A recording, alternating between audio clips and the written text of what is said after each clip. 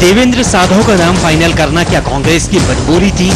लगता तो यही है। आखिर ऐसा क्या हुआ कि जिस सुनील खांडे के नाम पर पार्टी का हर नेता सहमति दे चुका था, तो फिर देवेंद्र साधो का नाम तय क्यों हुआ? दरअसल कांग्रेस के पास कोई विकल्प नहीं बचा था। बंसल न्यूज को जो जानकारी मिली है, उसके मुताबिक सुनील खांडे की सरकारी नौकरी टिकट की राह का रोड़ा बन गई। विजय लक्ष्मी साधो आलाकमान के सामने ये तर्क देने में सफल रही कि सुनील खांडे शासकीय नौकरी में हैं और इस्तीफा मंजूर नहीं होने की स्थिति में सत्ता पक्ष को वॉकओवर मिल सकता है, तो देवेंद्र साधो को टिकट देना पार्टी की मजबूरी बन गया।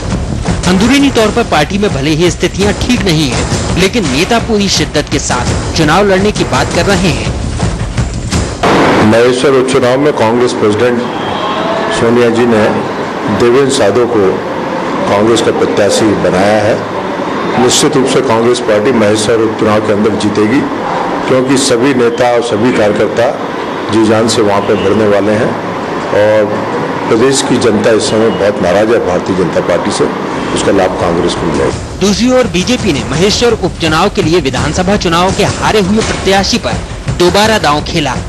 पिछले उपचुनाव की भी बात करें तो बीजेपी ने कुक्षी, जबेरा और सोनकच्छ में उन्हीं उम्मीदवारों को टिकट दिया जो कि पिछले विधानसभा चुनाव में हार गए थे। बीजेपी का यह गणित काफी हद तक सफल भी हुआ है और बीजेपी को इस चुनाव से भी यही उम्मीद है।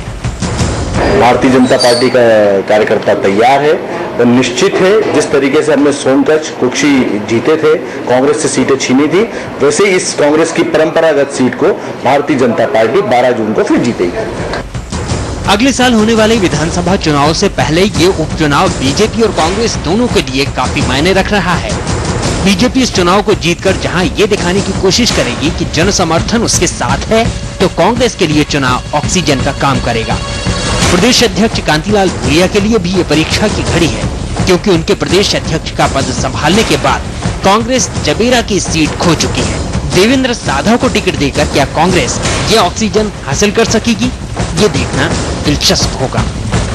मनीष कांत जैन, बंसल न्यूज, भोपाल।